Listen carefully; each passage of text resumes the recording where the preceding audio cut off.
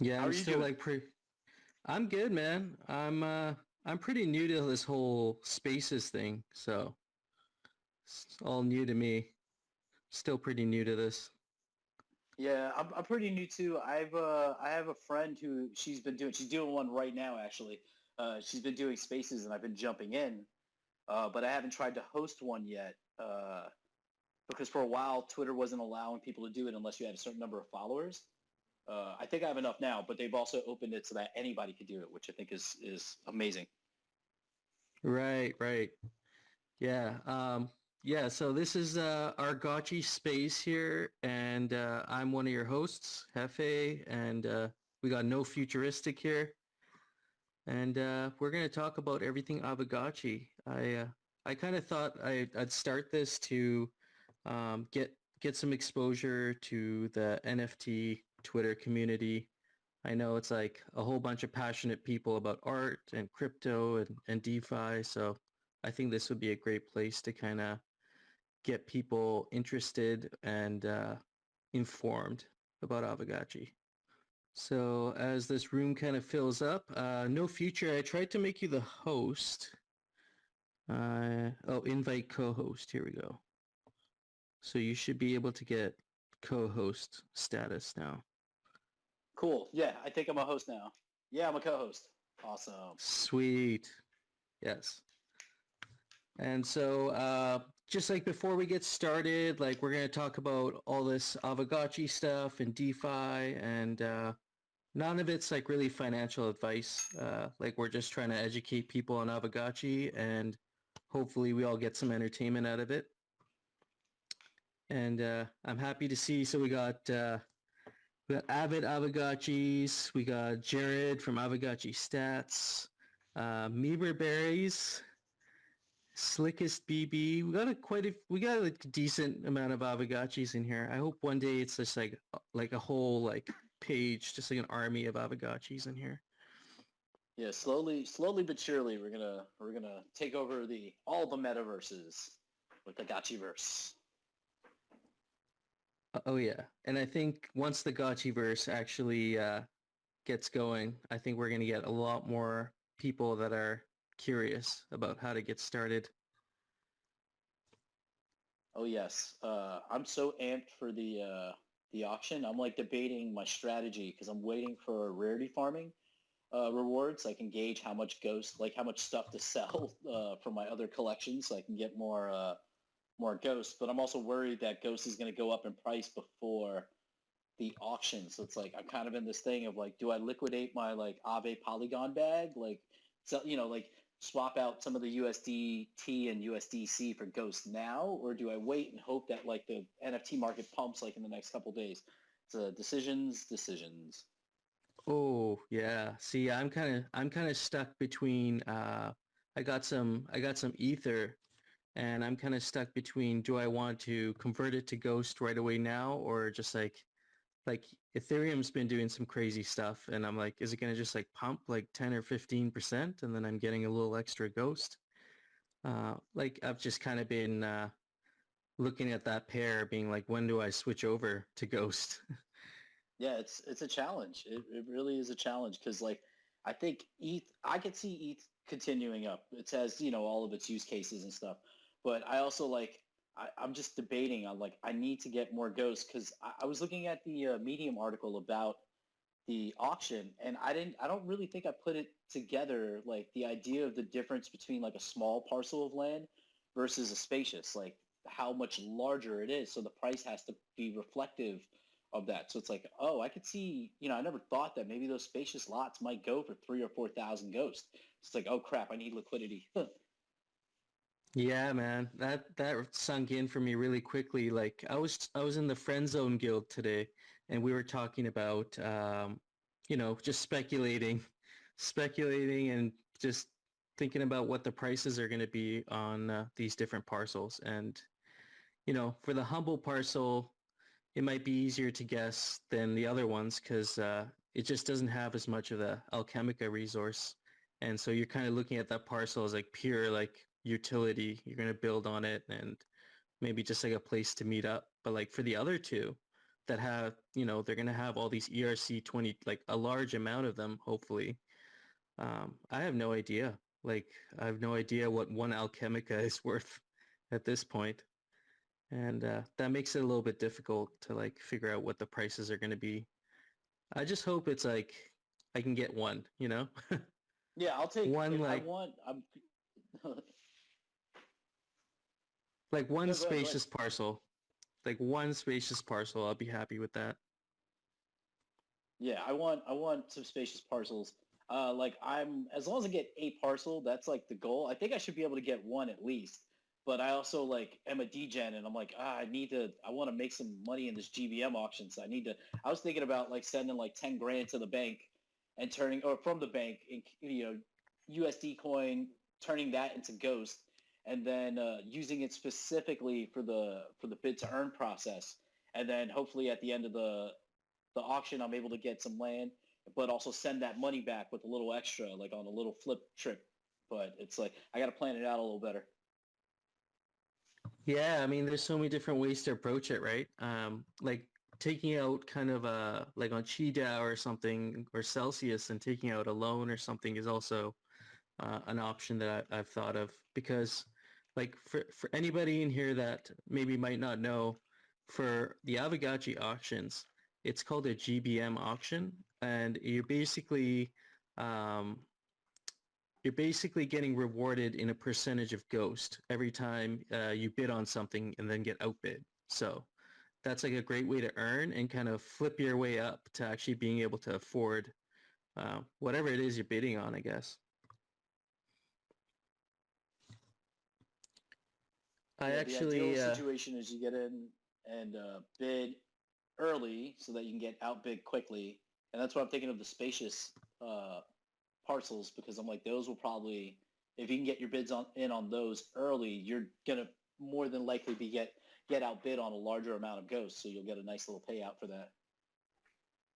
yeah, exactly. It's definitely like gamified for the bidding process. Like I remember being like super like pumped up on coffee and my palms were all sweaty and like like yeah, it was like going into battle. It felt like last time we were bidding on stuff. Like for the first 20 minutes, it was just like pure adrenaline, trying to make sure my bids got through and, some of them got stuck or whatever. But Yeah, that's the big challenge in this. I have to remember to unstake some of my Matic from Aave. Like last time I think I went into the auction with like 700 Matic. I spent like 30 or 40 on all my bids. But at the very beginning, I didn't push the GUI up high enough. So I wasn't realizing that some of the transactions were just getting stuck. So it's like I have to make sure that I'm monitoring my MetaMask to make sure that those transactions are actually going through. So I'm not just putting, causing a delay by having all these unfinished transactions in the queue. yeah, I had a whole bunch stuck and it got a little frustrating, but at the same time, I'm like, some of them are just going to miss and then some went through. And I think I changed my Matic like RPC on Matic and it helped. But yeah, I'm really excited for this auction. I'm gonna actually, so this is my first time hosting a space, and I'm gonna experiment a little bit here and see if I can share one of the guild members in the friend zone. He actually was able to uncover the rest of the Gotchiverse, the Citadel map. So let me see if I can kind of post it up here. Oh, I might not be able to. I guess Twitter Spaces has some sort of a feature where I'm able to actually post like tweets in the space, but I haven't been able to figure that out for this one anyway. I don't see it here, so might have to try that for next time. But there's a huge Gotchiverse map that I've been looking at, and probably a lot of you have seen it. And I'm just trying to like zoom in on all the little parcels to see where I'd be wanna be bidding. Do you have a specific place on the map that you're looking at, like certain corners or? Yeah, actually, I was looking up kind of, so there's like the main Citadel walls, and then there's an inner wall there, and that seems like that's a great portal territory. So I think, parcels in that area are going to be maybe a little bit more expensive because it's closer to the spawn zone. For me, I'm just thinking I want a space anywhere in the Citadel, though there's like a little entryway near the north part of it. It looks like it's like a big I don't know, it looks like a channel where all the gotchis would enter, and I wouldn't mind being there, even though that'd be the first line of defense if when those walls come down, right? Oh, I see. I found the map you're talking about, the undarkened part of it. This is so beautiful. Like this is so cool looking. It's amazing, hey? Yeah, it makes me think of like a circuit board. Oh yeah, it totally does look like a circuit board. And another community member, well, actually, he was one of the members in the Friend Zone Guild. He actually made a good point, and those like veins, these little like blue lines, and there's like red lines and some pink lines. Those might be like alchemica because there's like four different kinds. There's four different, well, they're ERC20 tokens that you'll be able to mine from your land called alchemica, and there's some red lines and they almost look like veins, like ore Yep. veins. And I'm just speculating that maybe land that's close to those areas might have more of that resource. I don't know. But that's kind of what it looked like to me. Yeah, because I see. Let's see. There's like a purplish kind of pink vein. There are. Oh, the green is because if you look at I guess at the middle of the Citadel, there's like I guess that's the Great Portal, and you see four lines there. A circle connected to a circle in the middle. There's a blue, there's a red, there's a green, there's like a fuchsia, like a pink one. So I think you're right because that looks like I would think there's four, Gotcha Alchemica types. So it would make sense that it is distributed, and those are like veins, like you said, like of like ore, which would be amazing. I wonder if in the UI though you can like zoom in and see that like those veins up close. I know they kind of mentioned it in the Medium article because I was reading it earlier today. That there are going to be certain places that have like they seem to have like larger deposits of alchemica. So it'd be interesting to figure that out like in while it's actually happening. Yeah. Yeah, and then also on top of that, it's so with the parcels, it's each parcel is going to have its own range of alchemica that it's going to have within it. But when you do, I guess you'll have to summon your parcel in a way somehow. And when you do that, it engages with a chain link, like verifiable randomness, and your that's the point where your alchemica will be determined, like how much alchemica you have. So it'll be interesting to see like the range of alchemica for like a large spacious parcel compared to like a smaller parcel as well. Yeah, I wonder if we're going to be able to know that as soon as we win the auction, or do we have to wait for the actual realm to go live? Yeah, I mean that's a good question. I don't really know, to be honest. I'm hoping that there's some sort of a white paper that's released either around, like during or sometime, maybe even before, hopefully, a white paper on the realm, because we have like a light version of it right now.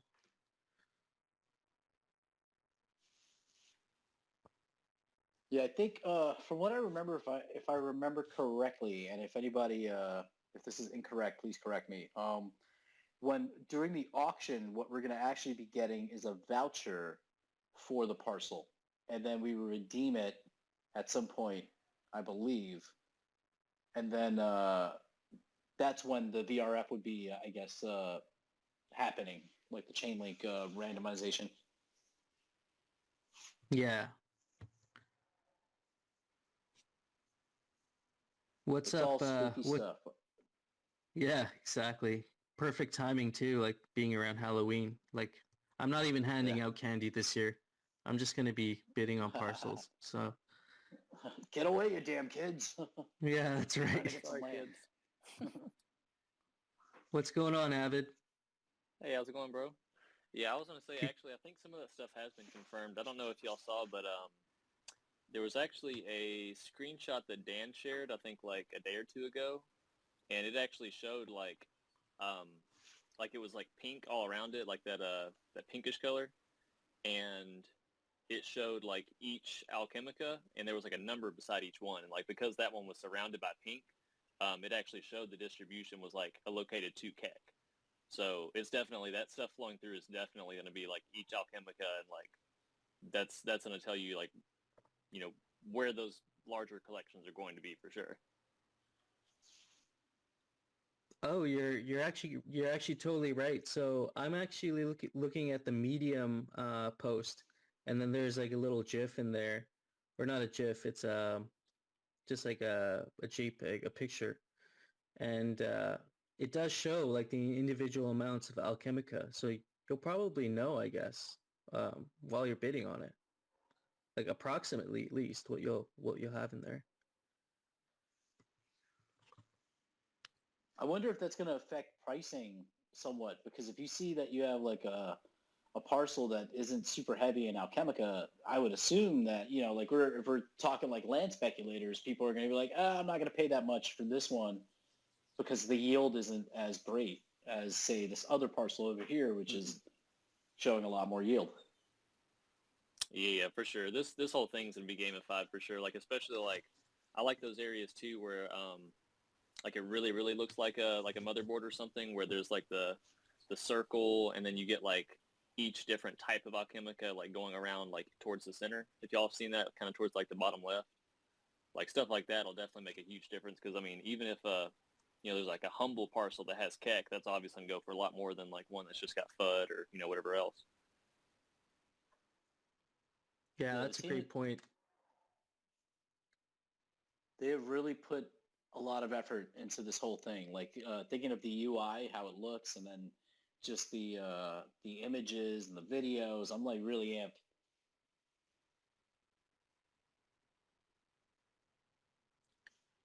Yeah, like you could get lost in this map, and if that's what the Citadel looks like, it makes you wonder, the other parts, what they're gonna look like, the grid.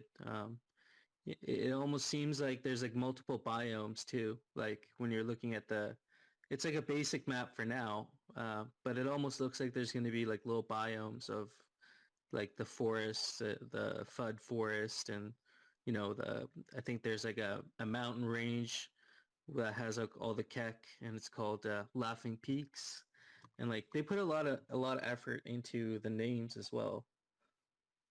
Yeah, and we also have to, like, I didn't even think about this until just now, but like during the hangout we did yesterday, Coder Dan mentioned districts and how every district will have its own DAO essentially. So it's like I'm like when we're buying our parcels, do you think people will care what district they're in if they even realize that's a thing yet? Like, are you more like likely to go into this district based on the index number, like District 1, or by the alchemical distribution because maybe the DAO from that district has a little bit more to offer to the community that lives in it? It really has like kind of gamified it because now there's like a lot more game theory involved in thinking of like, all right, where do I live? Like in this metaverse, like there's different benefits to consider. Yeah, Yeah, I think especially those ones towards like the Great Portal, those are gonna be sought after for sure. Like there's definitely gonna be premiums like towards that, and I've been telling people too in like our server that like if because obviously we don't know how like teleporting is gonna work, like if we're gonna have that ability to go from like place to place, or if you're gonna have to like physically walk until you maybe unlock something to do that. Um, but I would expect like a premium on like some of the ones toward the entrance and stuff like that too, since obviously people are gonna make sure that their alchemica is safe if they go out in the grid and collect a whole lot and want to make sure it's all deposited somewhere they can keep it. yeah. I mean, this kind of brings me back to like I was an old school RuneScape player for like a really long time, and kind of on and off. Like I'd play for a little bit, and then like a year would go by or something, and then I'd kind of want to go do some quests or something. And or I just go like mine rocks. Like I remember that was my thing. Like I used to enjoy just like going to like some area and mining some rocks, and that was like my thing. And it was like therapy. I don't know. And this kind of brings me back to that kind of like you're mining this resource and you're just kind of walking around grabbing it, and it's like a pretty simple kind of grindy concept, but then you also have like the real world play to earn aspect of it, where it's not like you're just collecting a bunch of like pointless rocks that are worth nothing. You're actually like accumulating value like in the game. So I'm like even more hyped for that. It's like Yeah, there's also the social aspect of it because we'll be able to walk around and engage with each other while we're farming. So I wonder, I don't know enough about this, but I wonder if liquidators will be able to communicate via text message, like text chat, like the Aavegotchis will. That would be interesting. that would be really cool actually. Like as far as I know for communication right now, I think it's all going to be attached to that.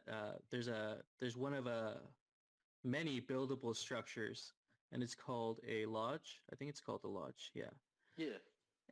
and you'll be able to upgrade it. So I think the Aavegotchi official Twitter, they tweeted out some sort of structure today, but there's 9 levels to it. So I think the lodge will have the same kind of idea, but then as you upgrade it, it'll actually increase your like communicating abilities in the game. Yeah, and then we can move these Twitter Spaces to the Gotchiverse because you can just do it through one of the lodges because there's that global voice chat feature.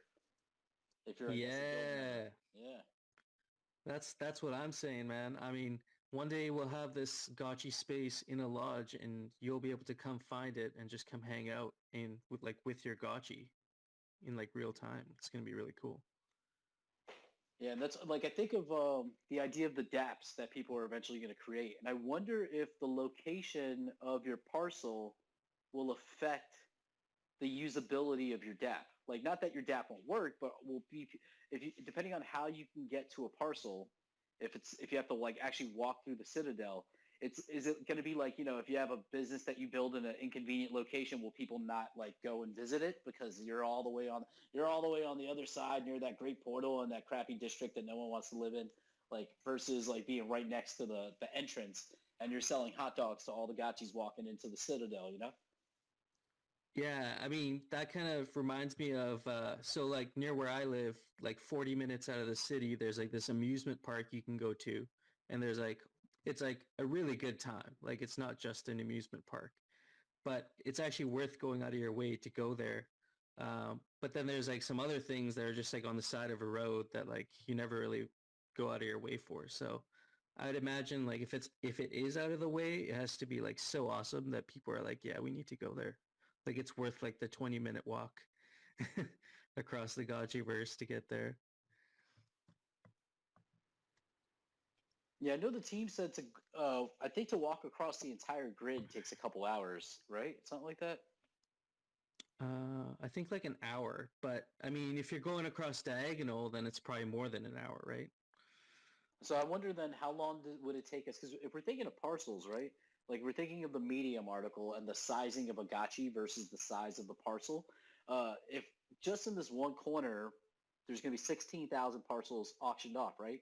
So I would think it would take a little time for a gotchi to walk all the way across that because each parcel is like anywhere between 8 and 64 times the size of the gotchi.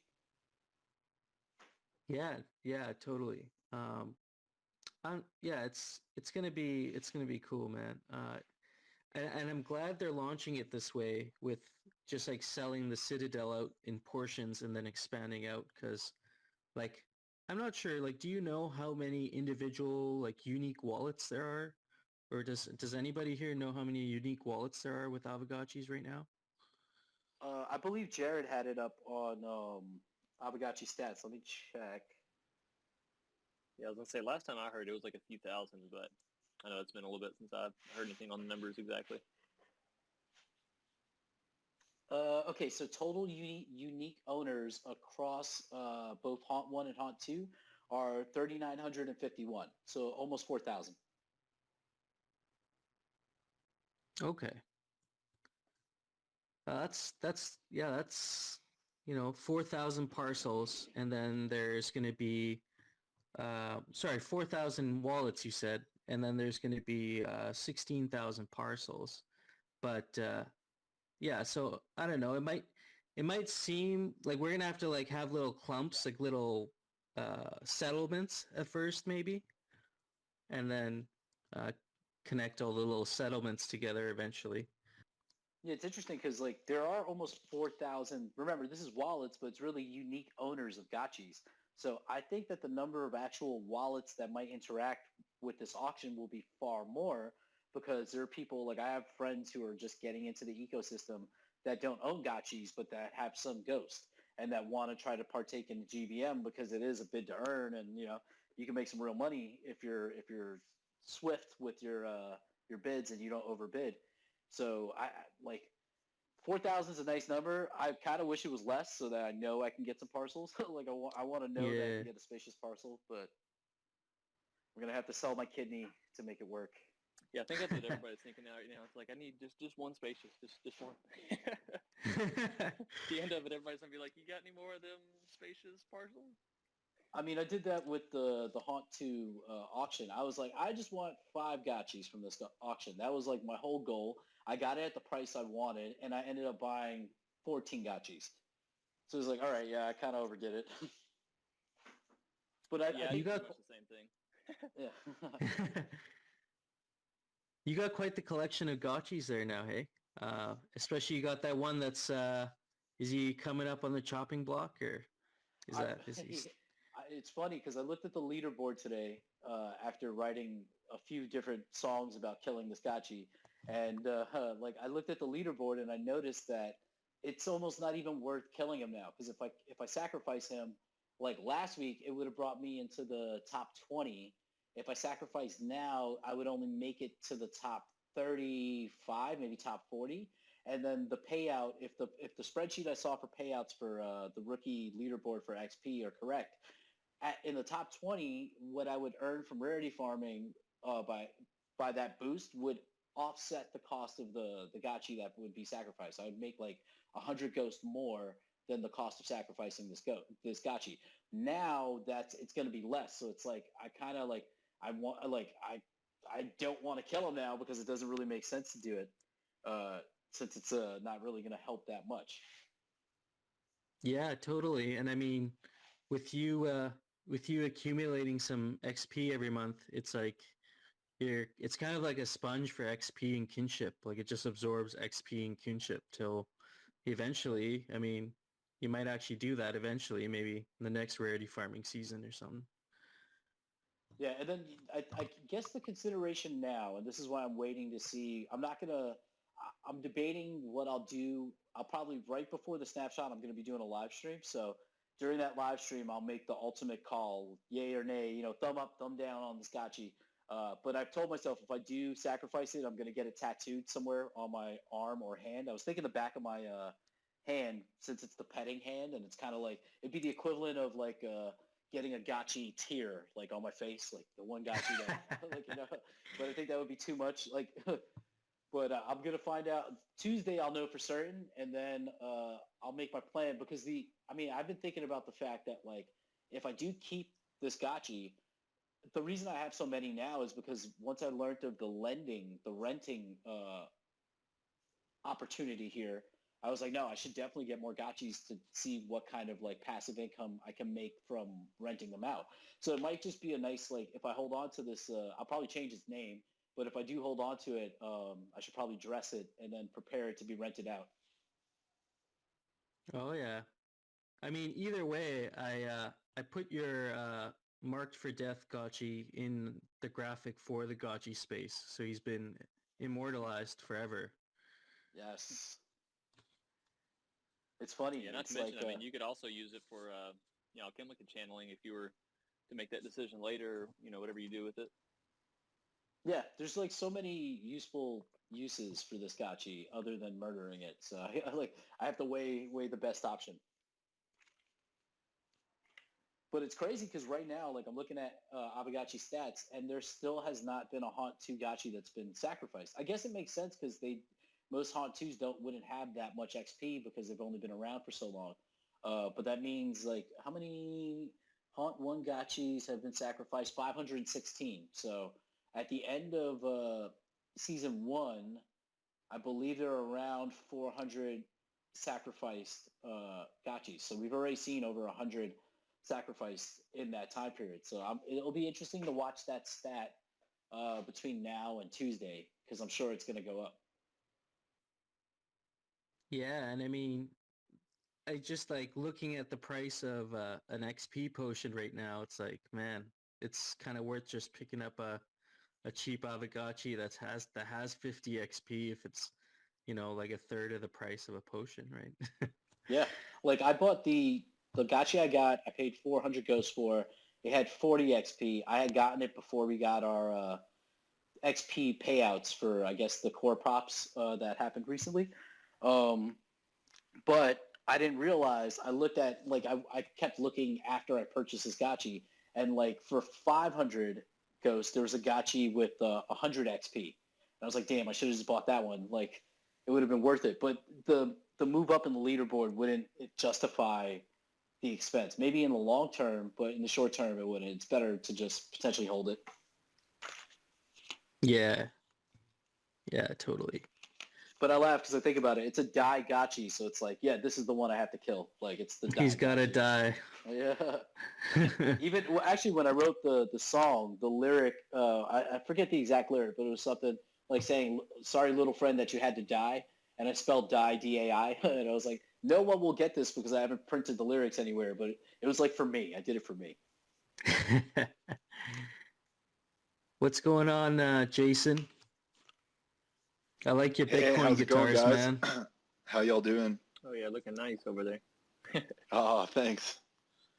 I'm just making some calzones and listening in, getting pretty stoked. This week is pretty awesome. I jumped in during Haunt 2. That was like I was stalking the project for a little bit, but that was my intro. So it's just been super exciting, and it's just this week's going to be rad. So excited. So I assume you're preparing for like the whole auction and all that. Yeah, I mean, I'd be lying if I didn't say I was hoping we'd talk about some forecasting as far as prices go. I'm going crazy trying to figure out where some of this stuff is going to settle. Yeah, I mean, I just think back to the last auction we had with the portals, and there was obviously a lot of speculation around what the prices were going to be beforehand. And I personally overshot the mark. Like I thought the portals were too. going to go for a lot higher.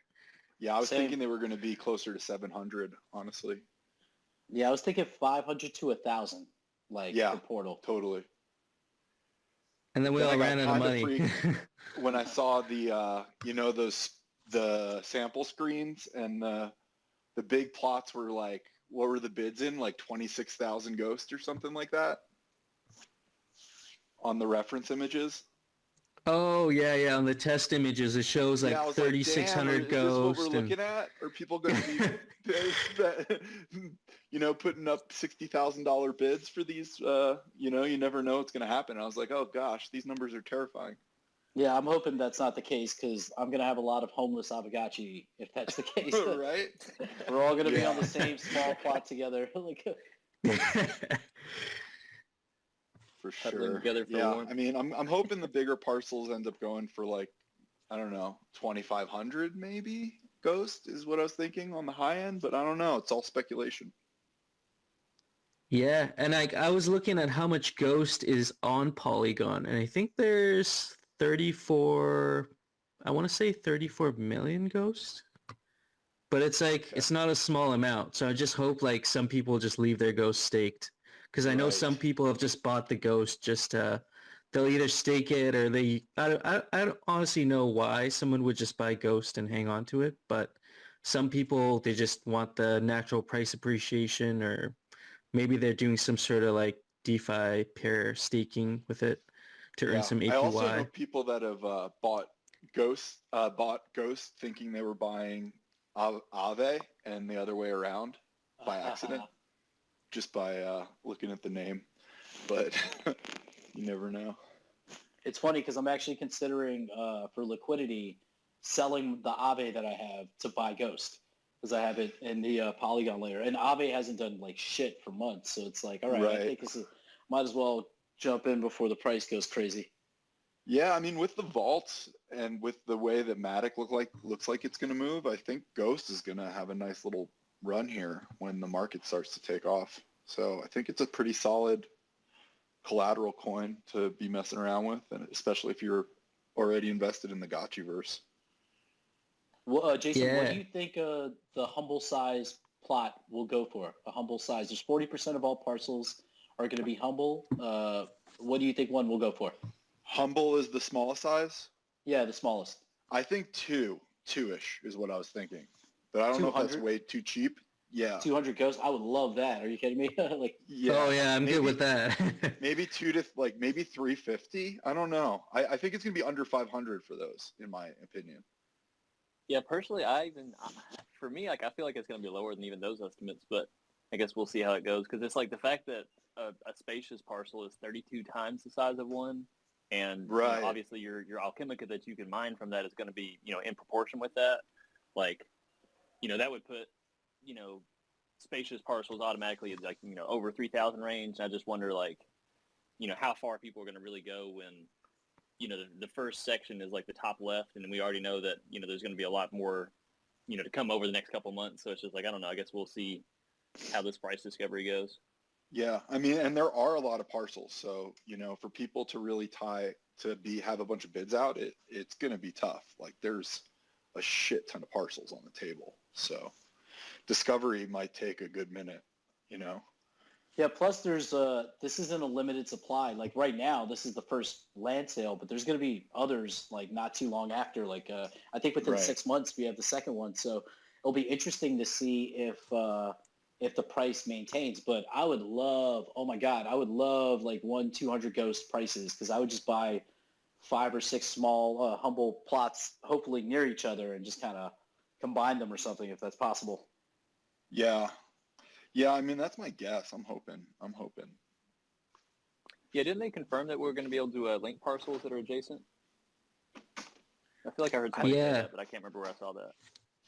Yeah, I think it was during one of the Saturday hangouts. They were talking about how if you have a bunch of adjacent parcels, you'll be able to link them together in a way that, if you're going to build walls or structures, you might be able to join them together somehow.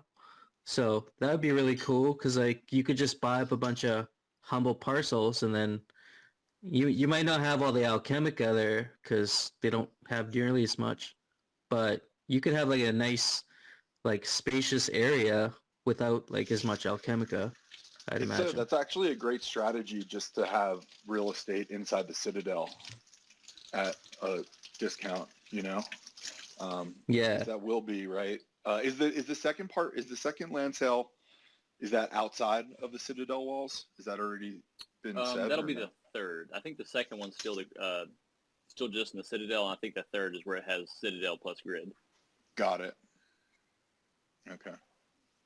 But like this first auction's going to have the largest amount of Citadel parcels, so I feel like if anyone's going to get a good deal, I think you might get a better deal trying to grab some parcels during this auction where you have so many parcels being offered up. And the hype around Aavegotchi, it's just starting to pick up now.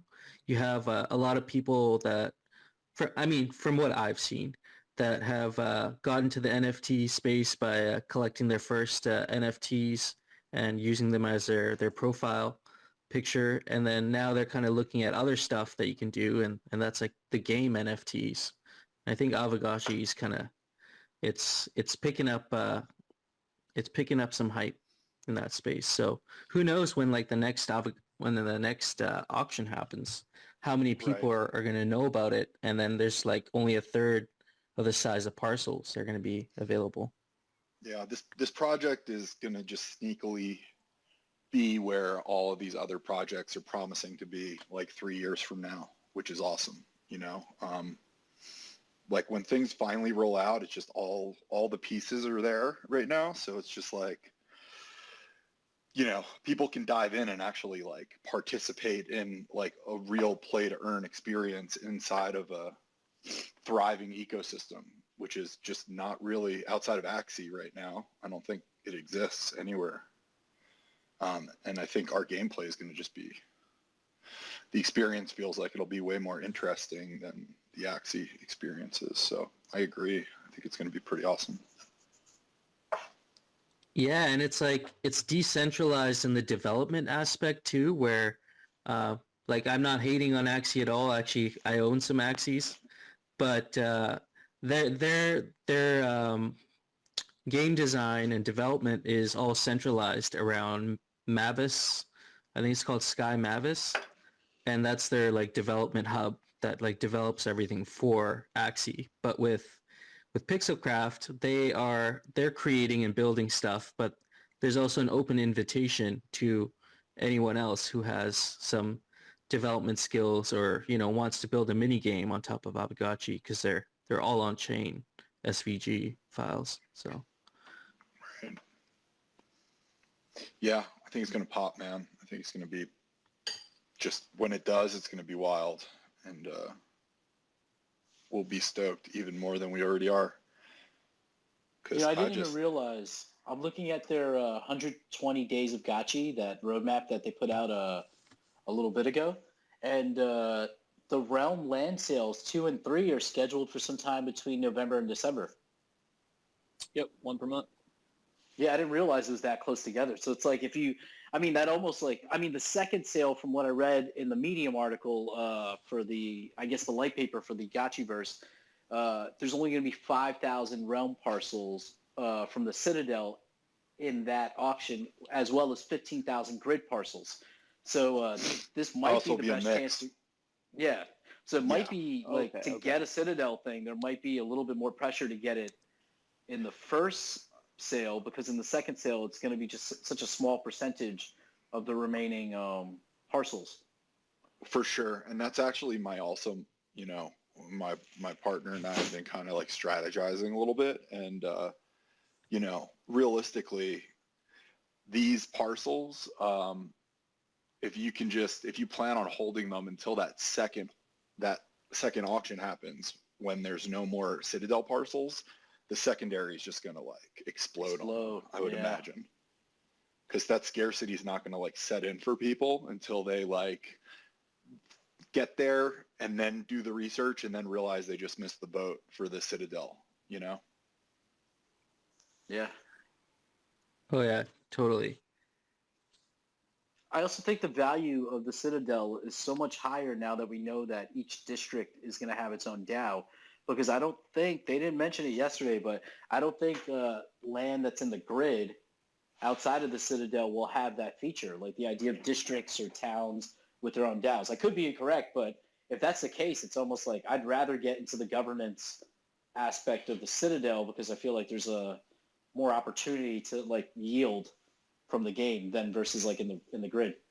Yeah, I wonder if that's the case. If it's like in the grid, there's law and order, and then inside the Citadel, and then outside the Citadel, it's like you're living in your plot of land, and that's it.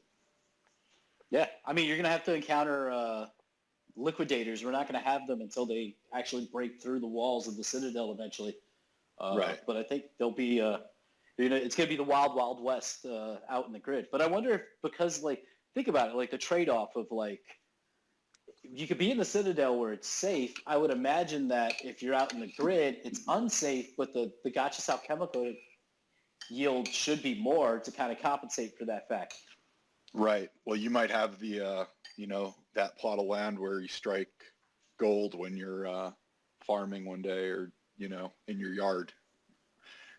Like all these, maybe just like these random, it'll be more of like a random distribution of big stores of Alchemica from one plot to the next.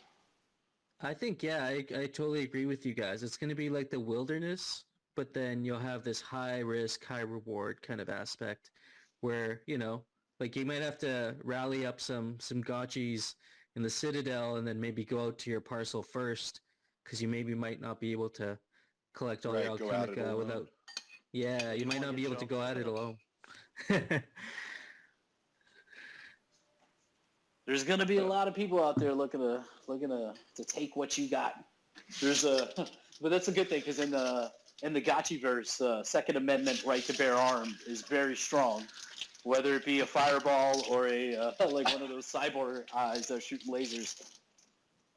Those are so cool. I wanted one. I Yeah, that wanted one energy so gun. bad. Yeah, like I think I have 2 grenades, and the rest of my hand wearables are either like scepters or like little pump drinks. So it's like I don't know what a little pump drink is gonna do for me. Like my Gotchi's gonna be lit all over the Gotchiverse, but will that actually help? You know, like. Yeah, I like I said, I got involved in Haunt 2, and I didn't do enough research, and I was just so focused on trying to get portals and gotchis, and I like didn't understand the wearable part of it at all. But lesson learned, because it's crazy the value and scarcity of those things. Yeah, just like in the last couple months, like watching the wearables like explode in price has been amazing. And it's because I remember doing we did the first auction that we did, the first GBM auction for wearables, where after the auction, the floor prices of those items fell. Like some of I remember the steampunk goggles, those were, they were like around 400 ghosts. Then they dropped down to like 300 ghosts. They kind of sat there for a while. Now they're back up at that price. But after that, like the prices on the wearables started to explode upward. So it's like, I mean, it makes sense because we have all these new friends coming in, and you have to dress your gotchis. But it's going to definitely be I could see it still going up because of the utility that these wearables now are confirmed to have in the Gotchiverse, especially after that hype video they dropped, where it was like, Yeah. oh, like that's like, woo, let's do this. Like, I also think with the influx of like PFP NFT collectors and stuff, like there's just going to be people are going to want stuff that make their gotchi look cool. yeah, that it's a and maybe big even less function. it's a big thing though. Like the idea that our gotchis are compositable. Like you can add an ERC 1155 and essentially alter the visual aspect of your avatar, where there are not many other projects that do that in any kind of meaningful way that add value. Like there are Right, projects where like, it's not just a straight burn and issuing you a new token or something. or like that. like I own a koala intelligence agency, and for Halloween they sent me basically a crate, which is a costume. So I go to the website and I can do a transaction, like a signing transaction, where they'll give me a JPEG of my koala wearing a Halloween costume. But it's not Right. actually an NFT, it's just a picture. So it's like there's no Right. like I was like, this is useless. What is the point of this? I could have did this in Photoshop myself. Exactly. Yeah. So The utility aspect is huge, and like I've been studying, well, kind of analyzing my gotchis because like I'm learning stuff about my Avagotchis still. Like a couple weeks ago, Coder Dan had kind of hinted at some of the traits that we might have, you know, how they're like opposing traits. And so I know it's kind of is still up for discussion, and they might have to iron some stuff out. But just based on what he was saying, I kind of looked at each one of my Avagotchis and I was like, damn, man, like that one might make a really good mage. Like that one might be really good for farming. That one might be really good for like just an all-rounder, like gaming, you know? And it's like stuff is still being revealed about our Avagotchis. Yeah, it's cool. The groundwork that they laid, it leaves it open for like just so much functional progress. And just not like there's so many NFT projects where they just like, they try to leave things open-ended and then so that they can kind of forecast in any direction for their community. And it's just like everything about this project was so well thought out that it's like as it rolls out, it's just like it's almost better than you could imagine, like what's coming next, you know? Yeah, and like No Future was saying, the composability aspect is huge. Like the fact that you can just combine Avagotchis with other things and you can build things on top. Like there's a game I've kind of been recently thinking about that maybe I might want to work towards creating at some point. but what do you guys think about if you have, let's say, a wallet and you have to do like a treasure hunt for like the words, like the seed phrase words in the realm. So you have to like go through the realm and like look for like clues to get like clues to the seed phrase. And then whoever figures it out gets like, let's say there's like a wearable or like an Avogacci in the wallet, you know, like something like that would be really cool to do. Yeah, I love it. It's funny because I'm working on a project right now, and there's some heavy similarities, but I think that we're going to see more and more of projects that incorporate like creating alternate tasks inside already existing metaverses, you know, which is going to be so cool and just open things up for just so many opportunities. But I love that idea. Yeah. I think it's super cool. Just like a bunch of different quests that you can do in the realm. Yeah. Yeah, I could see them doing not only like regular quests, but also like, you know, like you just like kind of like in Fallout, you know, you just discover like some side quest that's not like mentioned, you know, anywhere. You just kind of have to happen upon it. Especially if they attach like some exclusive wearable, like, you know, only the, you know, first however many people that discover that, you know, would get like shit like that. There's like so much room for opportunity in. Totally. Yeah, what I love about it is that like we do like especially thinking of the DAOs and the districts and stuff like that. There's like a heavy element of self-governance. So there's no reason that like if you're in a district and you have the DAO and you know like assuming we're at the point of DAO politicians and someone pitches like, hey, why don't we set up a continuous giveaway or like event, a quest that is funded by the DAO. It could be Alchemica, it could be wearables, it could be plots of land, you know, depending on what kind of treasury the DAO has to incentivize its members to stay engaged in the game. Oh wow, I really like that idea actually. That's really neat and like that's just one other extra way that can be used to like engage people or just even entice people to join because then you know like I like Avogacci simply for the gaming aspect, but also some people are out there that have never been gamers that like maybe didn't really even get into games before, but now are like there's an earning aspect to it. So they're learning how to game even though they're like never played a game before, you know? Yeah, that's me essentially. Like I play some games, but like for the most part, I am not a gamer. And but this has like shifted me completely. Like as soon as the Gotchiverse goes live, I'm gonna be live streaming, playing, and my plundering and misadventures in the Gotchiverse like pretty much every day. It's like a wonderful content creation opportunity because it's like it just you know the content is there. You just have to be you know like present and document the experience you're having. So for me, it seems like a good opportunity. That's awesome.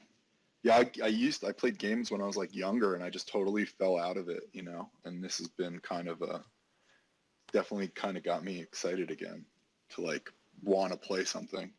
Games, I don't know, for me, they just got so complicated. Like I grew up with like Zelda and shit.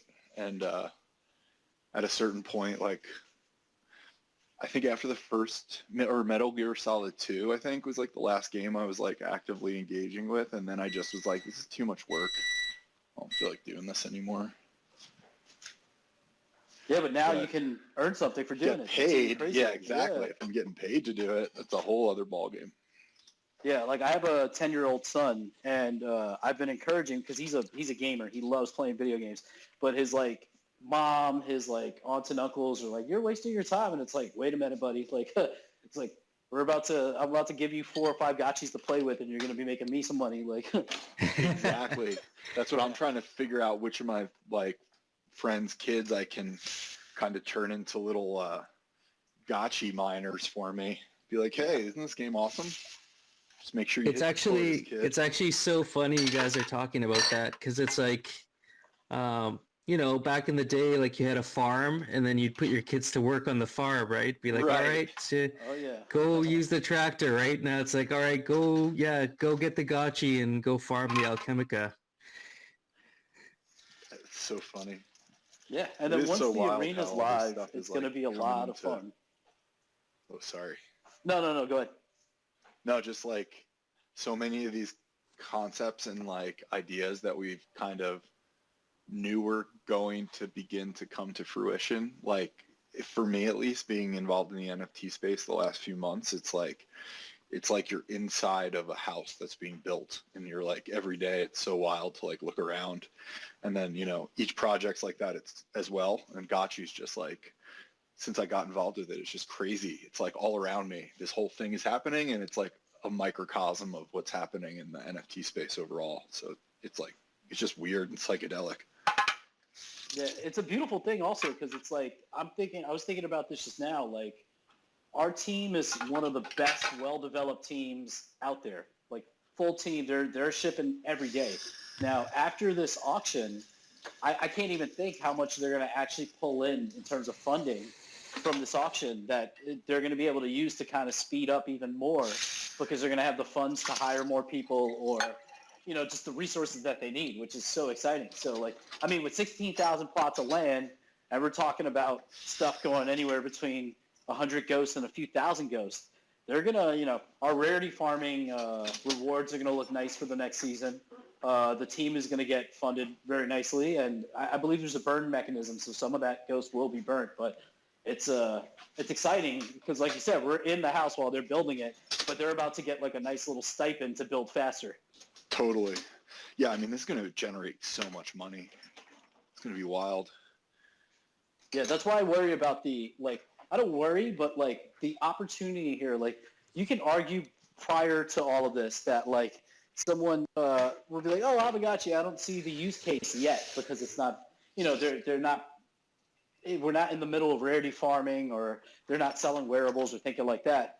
But I think the opportunity for this passive yield from the land might cause prices to go nuts for people, people who otherwise aren't playing the game for speculation purposes might want to buy in. So I'm like, that's my only worry that like the price might shoot up to higher than what we're expecting because other people recognize the value of owning the parcels. Yeah, I agree there. I hope we don't get a bunch of land barons that come from crypto voxels and Decentraland that just, they own huge, massive amounts of parcels and just, like No Future was saying, just jack up the price. Because like at the same time, it's kind of like a balance, right? You want the game to grow fast and you want people to find out about that, but you also don't want it to like rocket overnight and then just get priced out yourself out of buying anything. This is very true. Yeah, and I do think there are, because technically, Gotchi is a metaverse project, and that's how it's kind of classified, that I'm sure it's got the eyes of some people that are, just doing that kind of virtual land speculation game right now, just trying to buy as much of every potential metaverse project as they can. See, that makes me think when Facebook buy out Aavegotchi, because they're building their metaverse. It's like, they have enough money, they'll try. Right. Especially since I think this team is going to execute better than most other teams. Yeah, that is the thing. Say no.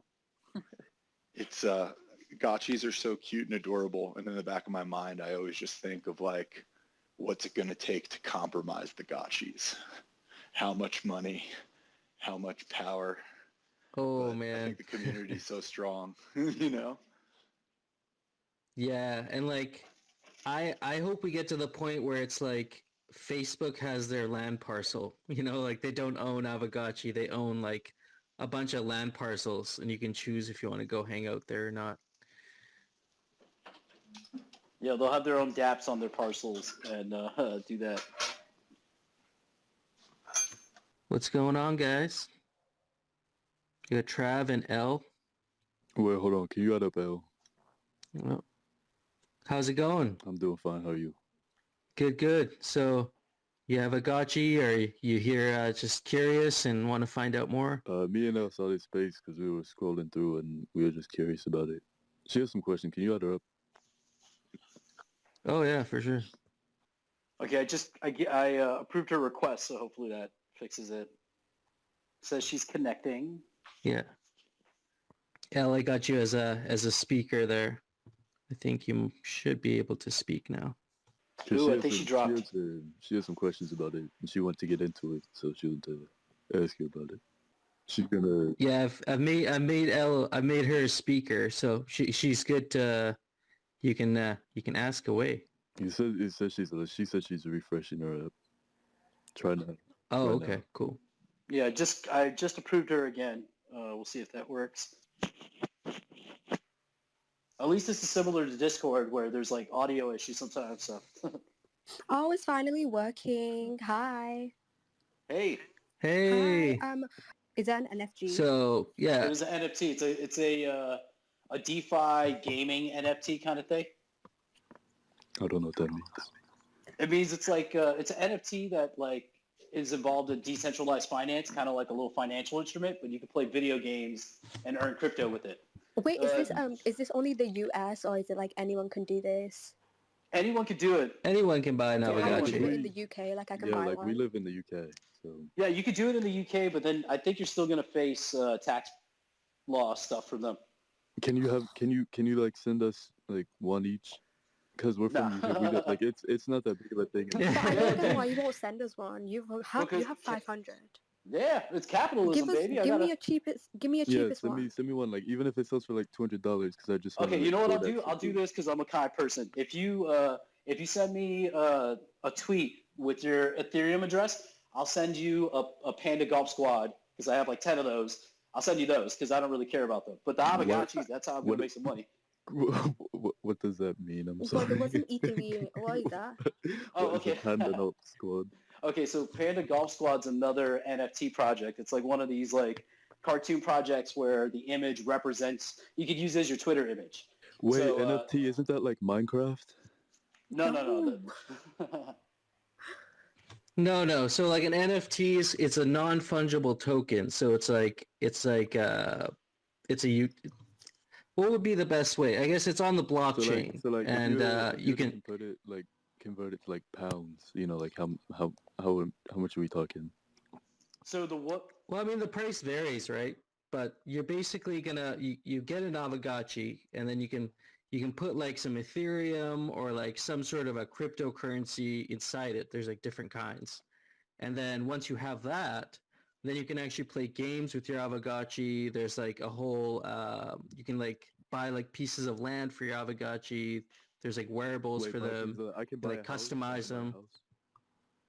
Yeah. It Well, depends how much money you make. well, I don't know. I mean, people would buy an Avogacci so they can play games with it, and then hopefully you can earn a little bit of in-game tokens with it, Wait, kind of like an Wait, arcade. So if I send you my what is it called? What's the Ethiopia? website called? Yeah, if I send you that, the one you're gonna send Okay. us, is that like, what is that? So if you look at the guy, the main host, his name is Avogacci Pacific. The Avogacci.com. That's the main website for this project. Do you guys own crypto already? Because if you don't own No, crypto, I then want to that get makes into everything. it. Okay. Yeah, I don't know. Yeah, so like with all of this stuff, like the NFTs, all the pictures, all that shit lives in like your crypto wallet. So if you don't have a crypto wallet, like if you had a wallet, you could send me the numerical address, and then I could just send you something like that. But if you don't have the wallet, I can't send it to you because it's a crypto wallet thing, you know?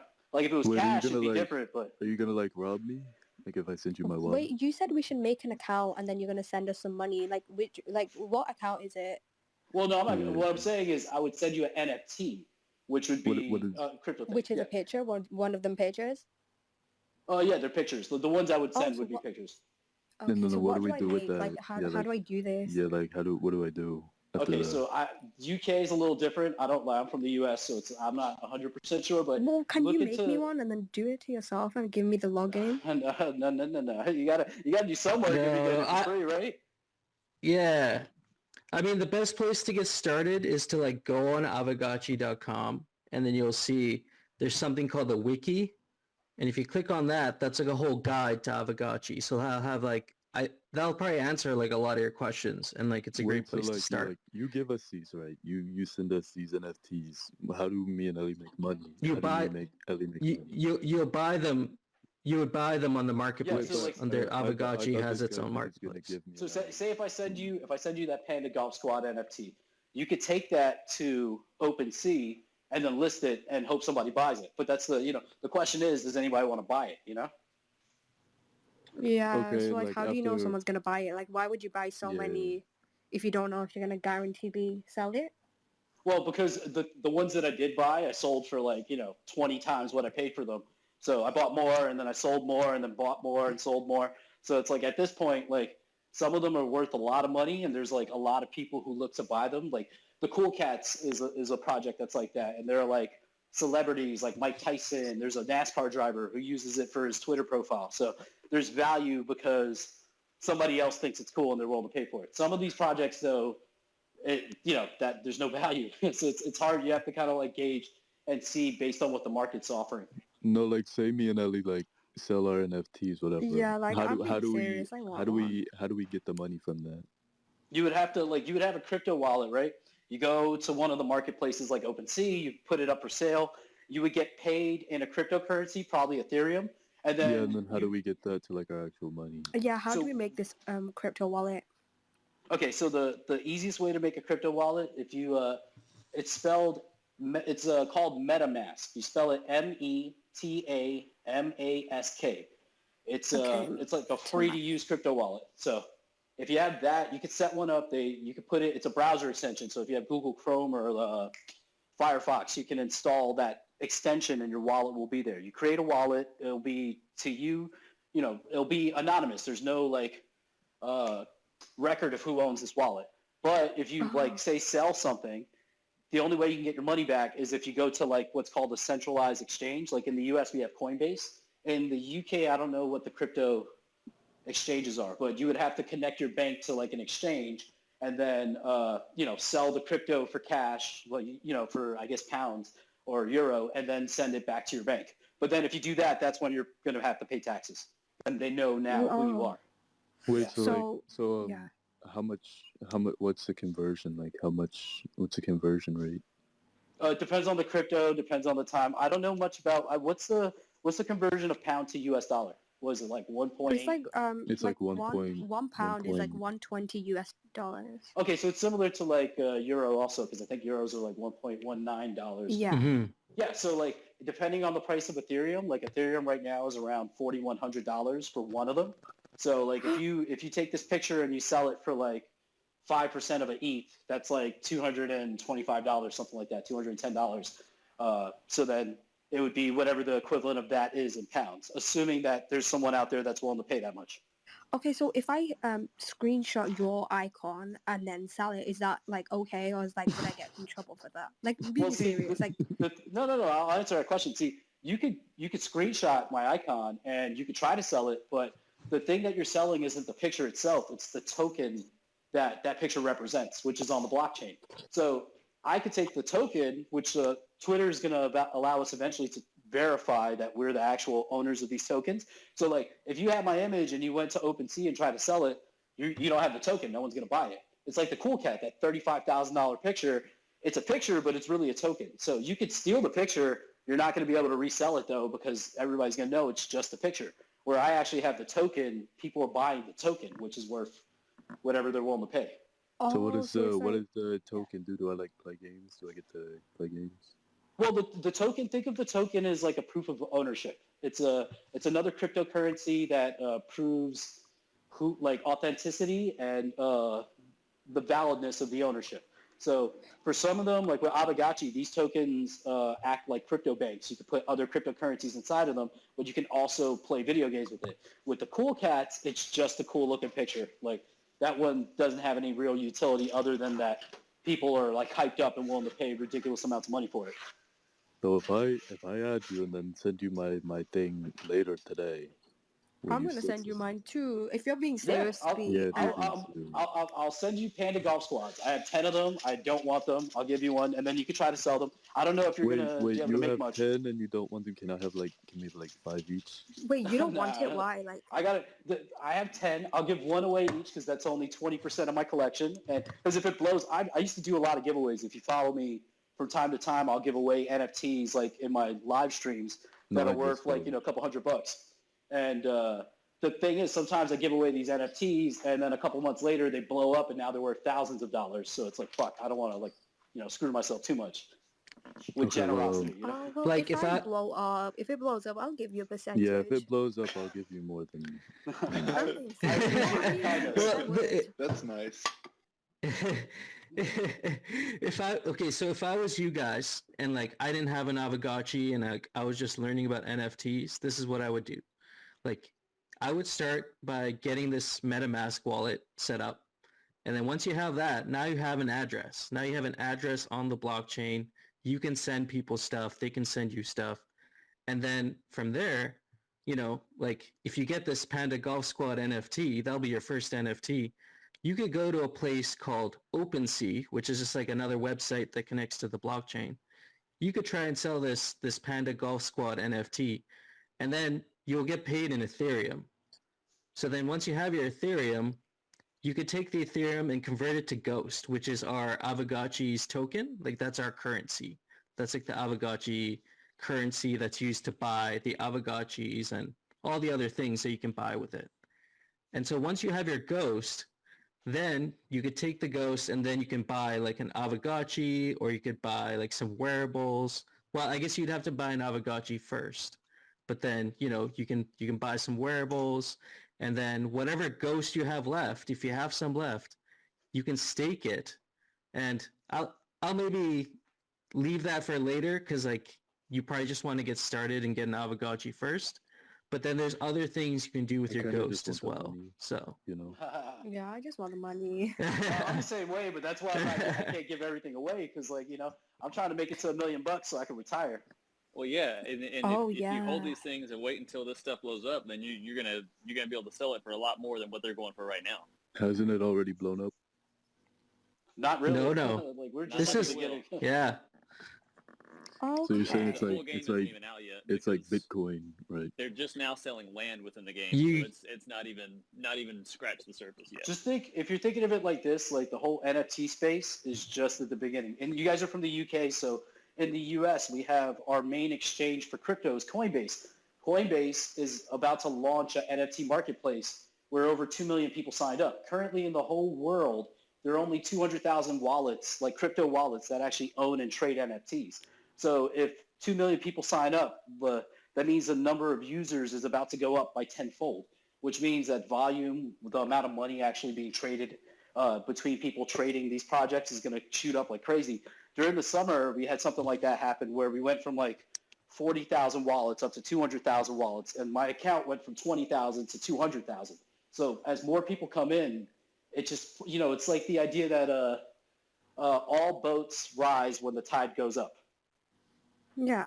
So you're saying So like it's- you give me this thing, right? I shouldn't immediately sell it.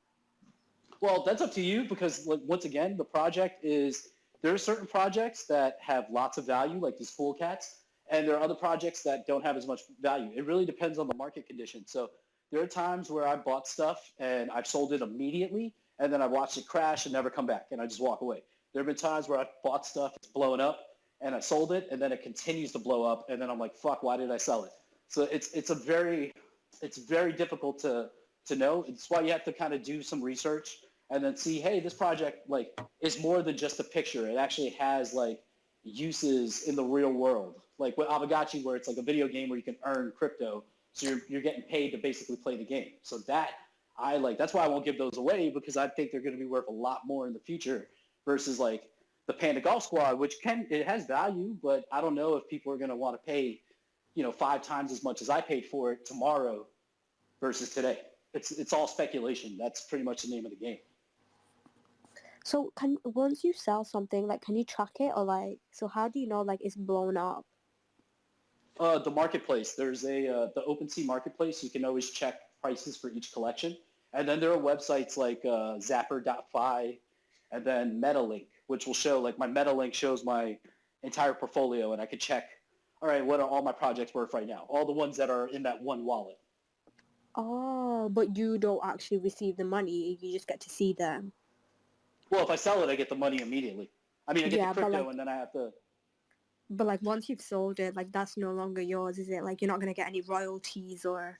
Yeah. Yeah, Right. unless I'm the artist that created. Like, I'm a photographer, and I Oh. have an NFT collection of pictures from New York.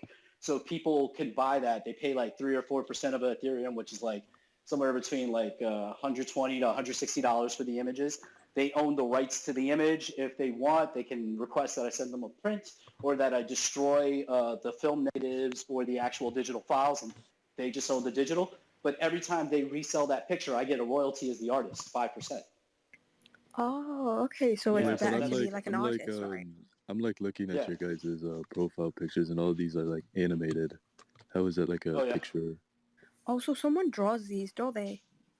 Yeah, see, these are, if you compare what these look like compared to other like PFP, like, avatar projects, this Yeah. one's different because it's what's called on-chain. Like, the images is actually on the blockchain.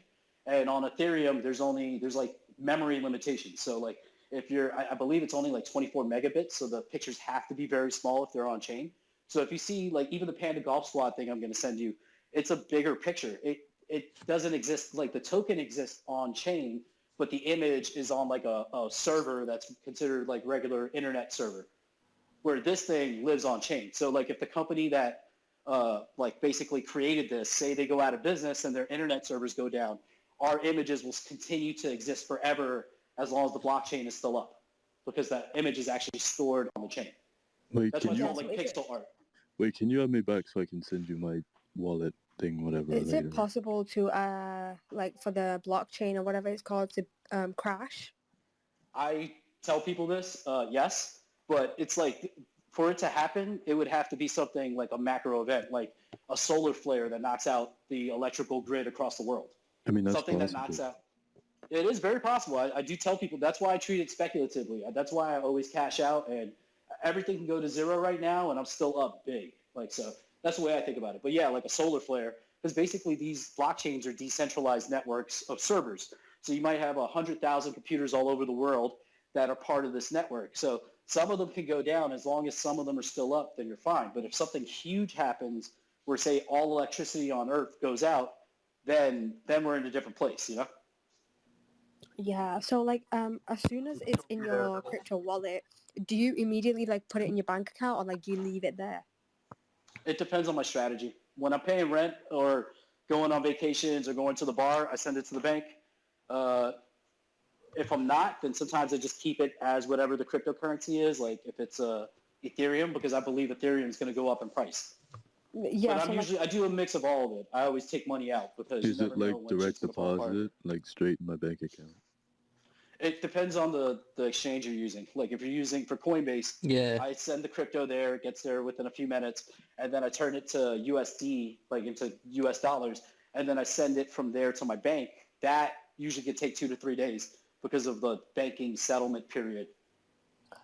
oh, okay. So also I was wondering. So okay. So let's say one Ethereum costs like $10. I don't know, and then in like 2 months' time, more people use it. Like, would that $10 go to like 500, or is it always the same?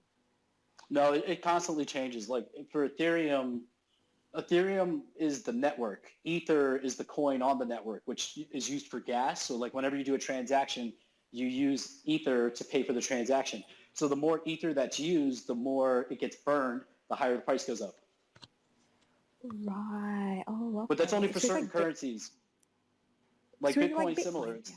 Oh, okay. Well, Yeah, it's like Bitcoin. Or like Bitcoin is a little BTC. different because it's like if you think of Dogecoin, Dogecoin has unlimited supply. I never So got into that, so I don't know much about yeah, it. I avoid it. Like unlimited supply. So that means Yeah. that there's no cap. So that means there's nothing that's stopping it from going down in value because you can keep just printing and printing and printing it.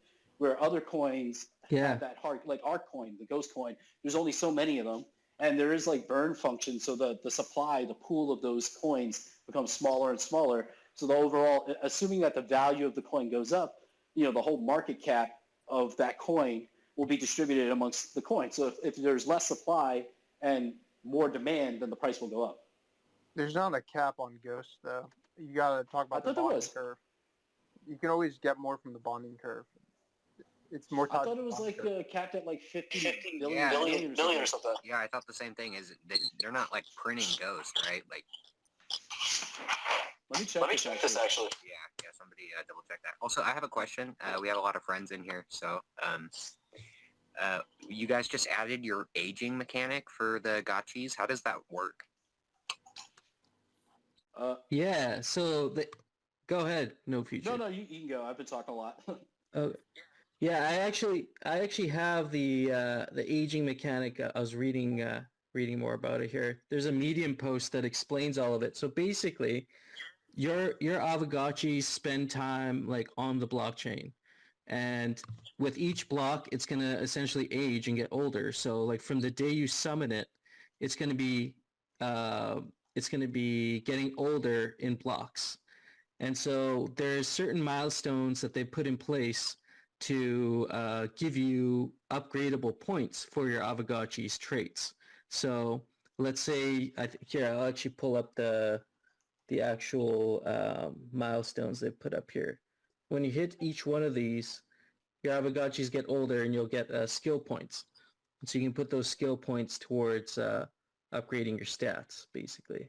And the whole idea of this is actually to smooth out kind of the trait distribution among the Aavegotchis, because initially, I guess someone had pointed out that some of the newer Haunt 2 Aavegotchis a lot of them are higher in rarity. So to kind of level out the playing field, this has been implemented, and over time, like everyone's going to benefit from it. Even if you summon your Aavegotchi today, you know, like No Future said earlier, like we're pretty early, so you're gonna start, you know, your Aavegotchi is gonna start aging, and there's like different names for each like age. So like when a million blocks have passed, you'll get 1 point, and then it goes up over time. So you'll actually have to, you know, by the time you get to the 8th point, you're waiting like your Aavegotchi will be 34 million blocks old at that time, and a lot of us aren't anywhere close. Yeah, no, I've seen a few people leveling up their traits and stuff. But how does that work? Like, because I know like block speed on Polygon is a lot faster than on Ethereum. So like, if you're on Ethereum, is your Gotchi gonna age slower? Like, I mean, obviously it is, right? But yeah. That's actually a great question. To be honest, I'm not 100% sure how they would age on Ethereum compared to Polygon, but I'm assuming they'd be able to change something in the contract to make sure that they're keeping pace with the Polygon block time. Well, I think what's happening it's is gonna like go off of the initial from when it was summoned on Polygon, because it has to start there, you know, regardless. So I think it's gonna use that as the base, even if you Right, bring if it it's across. be embedded in the contract, right? It doesn't really matter whether it's going to be tracking Polygon block speed because that's where it was born. Right. yeah, pretty much. Also, has anybody bridged any portals yet? Can we do that? Is that a thing? Yeah, I bridged one, and I have it up for sale on Rarible right now for 3.33 ETH. If you know anyone who wants to spend a bunch of money on a portal, I'll take it. Wait, no futuristic. Sorry to interrupt. No futuristic. Me and I were talking about it, and somebody said that you might be scamming us because we don't know what we're doing. Are you scamming us? No, see, the idea is if you send me your wallet, all I could do is send you stuff. I can't actually take anything from you. You can't hack it, crypto- can you? No, the only way I could do that is if I did something like when you create your wallet, you're going to get something called a secret recovery phrase. It's usually a mnemonic, like 12 words, that is basically your password. No matter what, you never give that to anybody. If you give that, that's how they scam you. Because then anybody with those 12 words can then access your wallet from another wallet and steal everything. That's the only way you can get scammed. If I send you the token, unless the token takes you somewhere and says, hey, we need your secret password, then, you know, you're fine. Okay, what are some? But I'm also like a very public person, so I wouldn't scam you. What's like a good secret password? Like, give me an idea. Like, what's yours? Like, what should well, I make you mine? don't choose it. Yeah, You you gotta don't choose hide it. it It's in a given to you. secure spot too. Oh, okay. Oh. So it's like automatic. Like there's no Yeah, because Yeah, like you like just when get given the password. You can't create your own, can you?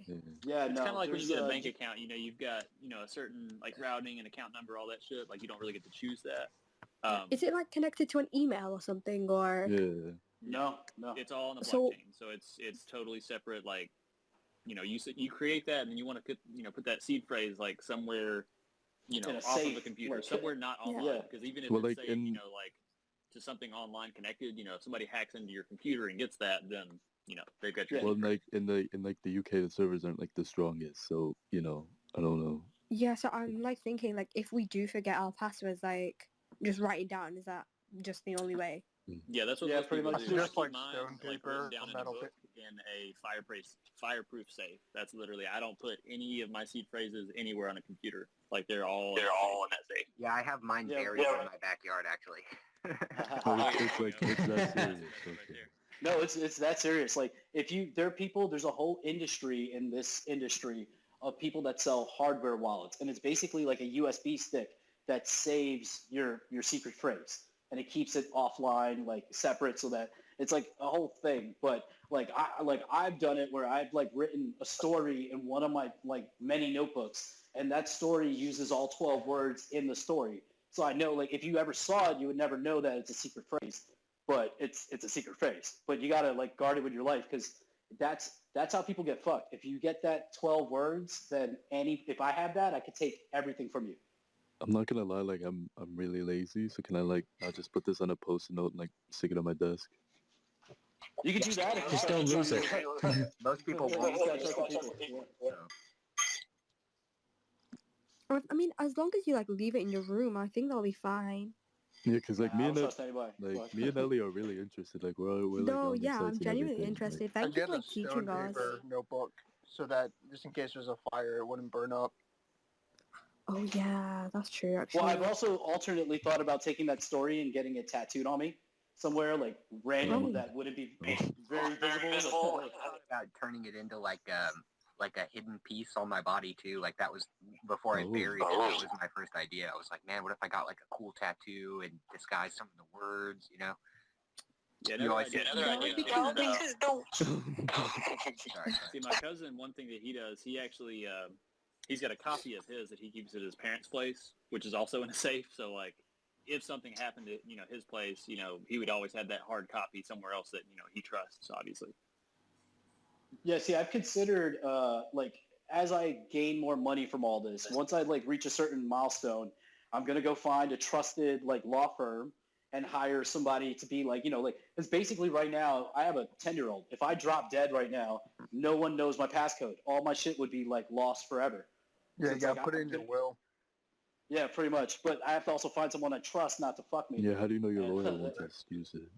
Yeah, so it's like, Yeah. that's the whole thing. I have like a friend who's totally a crypto, like they hate crypto, they think it's a scam. And if I die, I do have it written down that she gets my my piece of paper that has seed phrase on it, and she'll probably be like, "Wow, I can't believe he made this much money and didn't tell me." Yeah. All in cartoon pictures of cats. Wait, but like say like me and Ellie become like, NFT legends. Like we become like the NFT people. I will give you a lot of money, Yeah, I will too.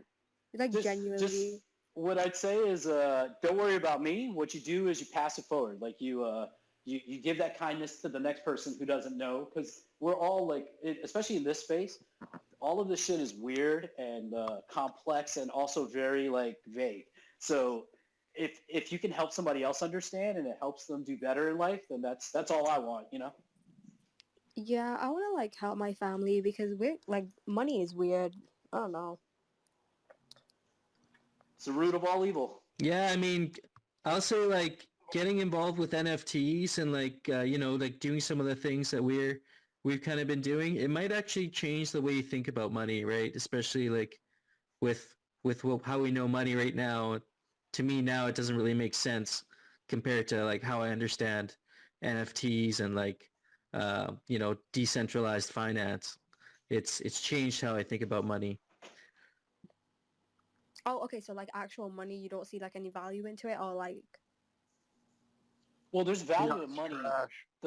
The problem with the current like fiscal policy and monetary policy is that in our world, like in the regular world, we have trusted third parties that we assume are going to have our best interests in mind and that will protect us and have the value. So like our government, the U.S. government, has the U.S. dollar, right?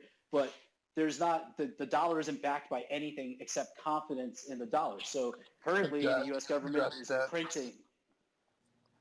Say that again? It's backed by U.S. debt.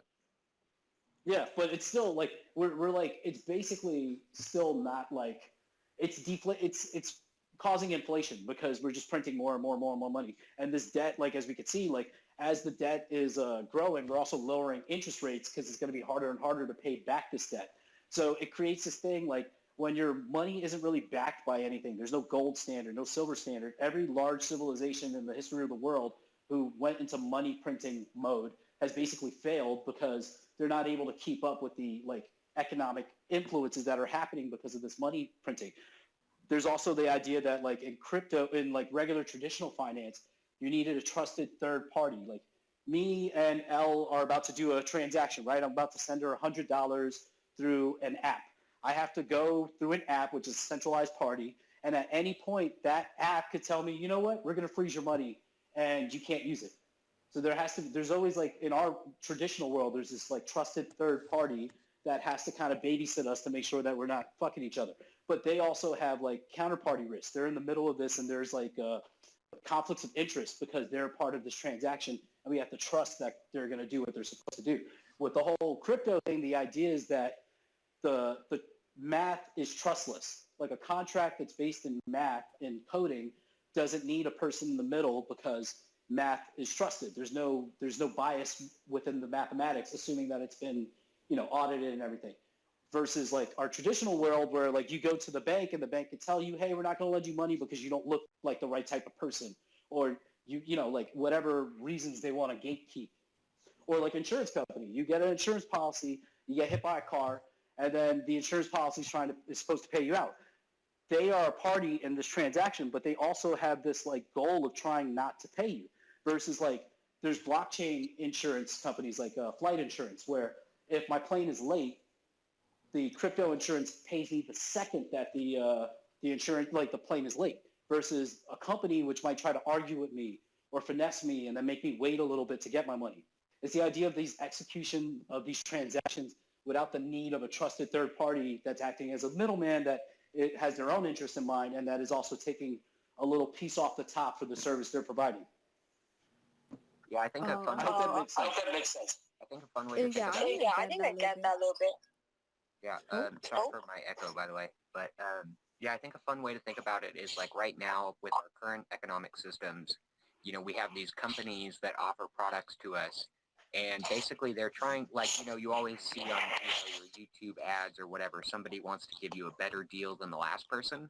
And I think that with blockchain technology, we're kind of like taking that away, right? It's becoming the opposite, where the users actually provide the value to the protocol and, it's, yeah. I've got a question. Like, how are you 100% sure that was it Ethereum or something? Ethereum. How do you know that it's got like silver and gold backed by it? Like, how do you know it's not just like a scam?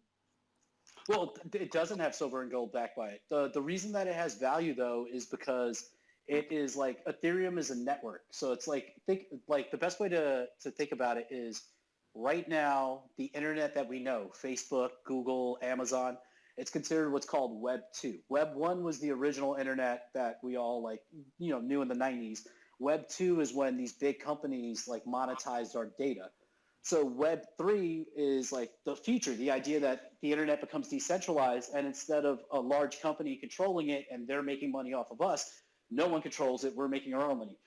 Ethereum as a network is like the future of Web 3. This is where all like the future internet, smart contracts, future decentralized finance, NFTs lives on that network. So the value of the network isn't gold and silver. It's actually like the service it provides. The idea that there are like decentralized finance protocols with like, I think total like something like $200 billion of crypto locked into them. Like that's their value. They actually have like, or like smart contracts like the one I just said about the insurance, where like I get a crypto flight insurance and this executes, there's no middleman. It's like there's a value there because it's providing this like the next wave of the internet service.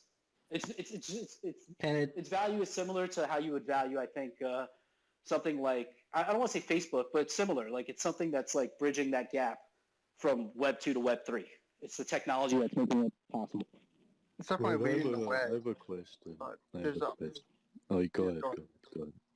I was just going to say that Ethereum is leading the way in Web3. There's a bunch of other chains that are trying to do some other solutions, as well as like Bitcoin's RGB network, which is going to be a big impact on Web3. But the idea of Web3 is being more decentralized, like no futuristic said. But Ethereum is definitely leading the way in the smart contracts, DeFi, Web3 stuff. But we could definitely see some other leaders come out ahead. Oh yeah, especially when RGB comes out. Yeah, I mean, look, and I would stop going up.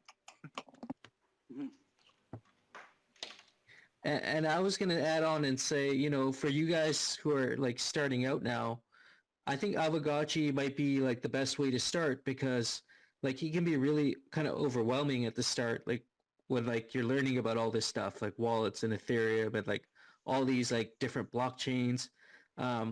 The way I started learning about all this stuff is I actually literally just bought an Aavegotchi, and like that kind of opened the door for me to start learning about what is DeFi. I got to talk about, like, we have a great community of people that are kind of just like, a lot of us have just started out and like we've had to learn on our own, but like No Future was saying, everyone wants to pay it forward and we want like people to learn about this stuff.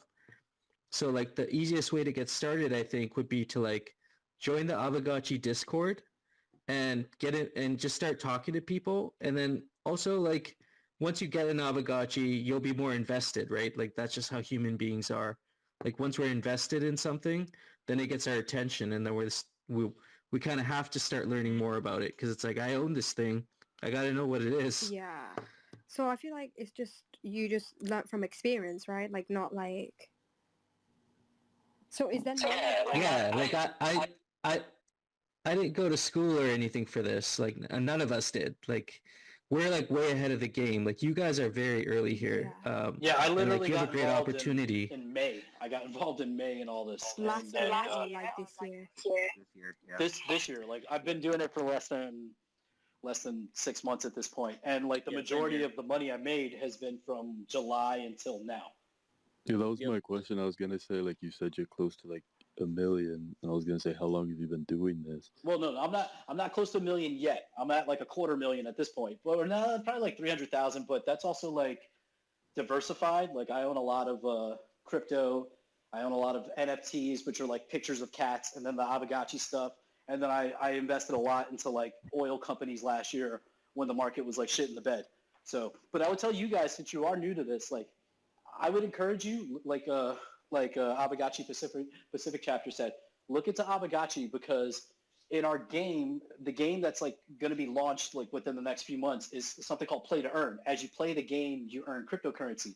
But they're making it so that a person like you two, you don't have really any experience, you don't own any Aavegotchis, which cost money to buy. They're creating a feature that's called free to play, where you get like a generic character that you can go into the game and play for free, but still collect and earn cryptocurrency. With the idea that if you hustle, if you play for free and get enough of that cryptocurrency, you can eventually buy your own Aavegotchi and continue. It's called the circle of win, where you're basically like gaining, reinvesting, gaining. Like if you're hustling and you're flipping, you're putting back in, but you could start with nothing. With literally just the free crypto wallet that you set up. But if you look into Aavegotchi, the game is gonna be live within like the big part of the game will be live within by the end of the year or the beginning of next year. Yeah, I want to buy one of these things. Yeah, just to compound on that, like when I got started in crypto, I remember Aavegotchi was actually like, they were so ahead of the game, well, you guys were so ahead of the game. But yeah, I remember like looking into it. I remember spending like 2.5 hours, 3 hours on the page which is a really good place to start, by the way. Especially if you like don't have the money to just go buy Gotchi. But yeah, I remember I was like, that's what got me into DeFi, and that's what like y'all's community has been super helpful, and yeah. So thank you guys, and look into it because it is cool. I wanted to buy an Avogacci because you guys keep like mentioning it, so I'm like Oh, quite no. interested. But for I think the cheapest ones right now. Let me see, because we have a actual like because I'm not gonna marketplace. lie to you, I only have like 100 in my bank account, and I don't know if I could like. Yeah, I'm a little skip myself. Yeah, that's what I say. Look into wearables. Wait for the free to play. Yeah, that too. Yeah. Oh yeah, I was gonna ask you. Do you know that game that you were saying like, oh, there's gonna be a game and you can go in and get crypto and stuff? Is that an Yeah. actual game, or are you just saying it like everyone fights for this? Or No, something?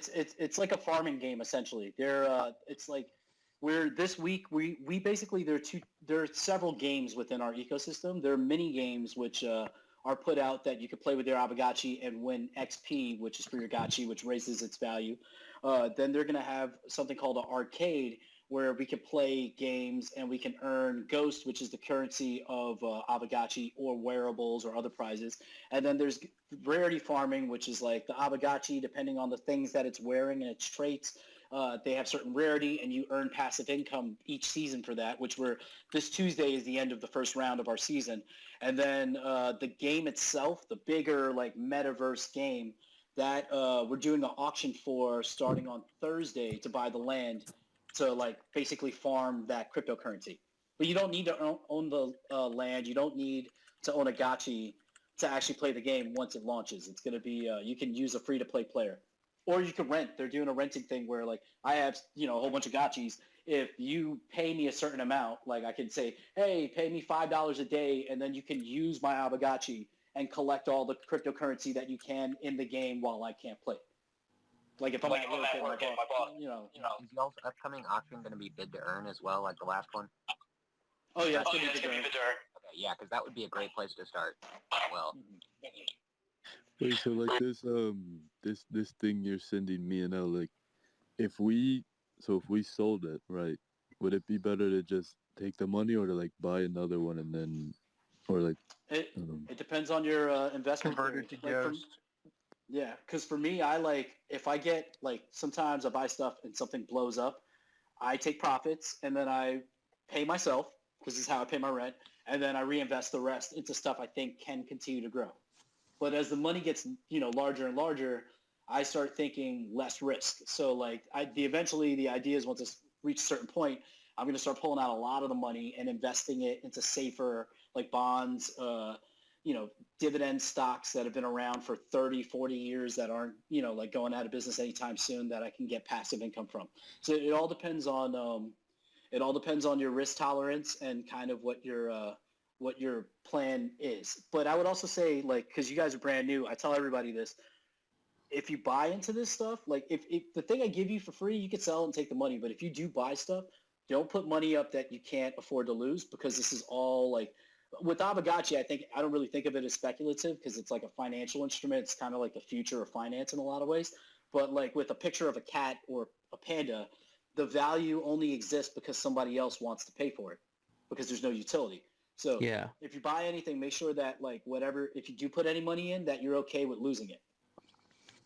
You don't want to risk your rent, Yeah, I mean, I would say like none of this is like financial advice by any means. Like you would have to kind of research and look into it. I'm just always going to recommend Aavegotchi mainly because I've looked at a lot of other projects and I didn't see anything obvious like for value there. But now you might see something that I didn't see. But I haven't like personally collected any of the other NFTs. I own like mostly Aavegotchis. So like my personal like biased, I guess, opinion would be to like start with Aavegotchi because like the other ones, they could be around in like a month or two, or they might be worth like nothing, right? Yeah, pretty much. It's all kind of speculation. because like pandas are my favorite animal, right? So I saw this thing. What like and you're saying like Aavegotchi and an NFT. What is an Aavegotchi like? Is it a ghost? Like I don't know what that is. Well, it's Oh, sorry. An Avogotchi is an NFT. Yeah. And then the token that you use to purchase an Avogotchi or to purchase land, like anything within the ecosystem, is called Ghost. So GHST, that's like the ticker for it. But everything that you do in the game is with Ghost. Yeah, think of it like as the equivalent of your British pound. In our game, that's what our British pound is. It's a ghost coin. Okay. So one thing to Okay. grasp about the NFT space is that it kind of started out with being more the art market, where you just put a piece of art and connect it to the blockchain. A lot of those are being like output every day, where it's just like a people are using it more as a profile picture. They don't really have much utility. But when you're really thinking about like the future of gaming, you know how like in a bunch of other games you may buy like in-game currency or wearables or whatever they're selling. Yeah, like robots. Yeah, but you don't own those assets outright. It's just within that ecosystem. You can use it within the ecosystem, but when you leave the game, you can't take those or trade them in for any like real value. Versus like NFTs, like Avogotchi, within the gaming space, you actually own the assets that you're buying. So you own all the wearables, you own your Avogotchi, and you'll own like the land. And within that gaming space, those NFTs that actually have utility that you own outright will have more value versus the ones that are just a profile picture or have no utility behind them. So that's why me personally and a lot of us have flocked to Avogotchi, is because it has more utility built out behind the NFT, and the future of the Gotchiverse and the game, and the future of what you're actually going to be able to do with it, in addition to it being a DeFi asset, versus a lot of what's being output on the market right now, which in my personal opinion, 98% of those will likely have no value in the future, unless they're like really like good art or the community is strong and has good utility. It's implemented into a game. Those markets are a lot more speculative than like Avogotchi, that has more of that game and utility built out behind it. Yeah, I totally agree. And this has been a great conversation, you guys. I'm glad you guys like joined today and you had all these questions. I hope this answered a lot of your questions, but we're coming up on, I think, almost 2 hours for this Twitter space. And I think unless anybody has anything else really, we're probably going to wrap it up soon. And the good thing is we'll be doing this every Sunday. So we'll be doing this every Sunday around 7 p.m. Eastern time. So whatever that converts to you. So around the time we started today, we'll be doing this every Sunday. Eastern time, like New York? Yeah, New York time. Yeah. Okay, so 12 East Coast. p.m. It's like 12 Okay. p.m. Can I just say something really quickly? I just want to say thank you for like teaching us Yeah. this, and we came in here to troll, and like we actually like we're glad we didn't, because this was actually quite interesting. So thank you for that. Yeah. Yeah, when I first came in, I was like, these people are way too nice. And it's like, Yeah, y'all were too nice to troll. Well, Like, this is our community is one of the nicest ones. Most crypto and NFT communities full of bags of shit where we're all like, because with this game it's like this idea that like it's a finance thing. It's more than just like crypto art and just video games, but it's the future of finance in a lot of ways. And I like me personally, like I'm an NFT consultant. I meet artists all the time. I have a card where I try to consult them on how they can turn their art into NFTs. But it's not so I make money. It's because we're all here early, and like we can. I feel very strongly that we all stand to grow and learn and gain a lot because we're here so early. So this isn't a zero-sum game where like if you earn, I lose. We can all win. So I like to spread that to everybody. yeah, because we were in another space earlier with like people were talking about like this, and they were like complete assholes. That's why we were like coming in here to troll or whatever. But you guys are like the complete opposites. So. Yeah, they were like really nasty, because I feel like they didn't want us to learn anything or something. Yeah. I don't Like, know. Yeah, a lot of people take this like elitist thing of like we know something you don't know, but it's like we're all learning this shit at the same time. Yeah, plus It's all like if brand more new. people join this, isn't that benefiting everyone else? Yeah. Like if there's more users. Yeah. Yeah. Yeah. Exactly. So I'm just But thank you. Yes, for I saw. taking part. Gotchi Well, I'm game glad we- strong. Yeah, You're also I said. talking to Yeah. I said with both the of you. ambassadors here, so that also Yeah, it's true. we're definitely always trying to help people out and get started. Yeah, so both of you, I sent the wiki, like basically the info page on Aavegotchi. You can read that. When you get your crypto wallet set up, just send me a DM. I follow both of you, and I'll send you the pandas. We do every week. I host a meetup at it's like basically I think it's 10 a.m. Eastern time on Saturdays in our Discord where we have basically the project team It's and like other 3 p.m. prominent for us, members. sorry. Yeah, so for me, it's like 9 a.m. because I'm in Nashville. So I think for you, it's like probably 6 hours. It might be 3 a.m. It might be too early for you.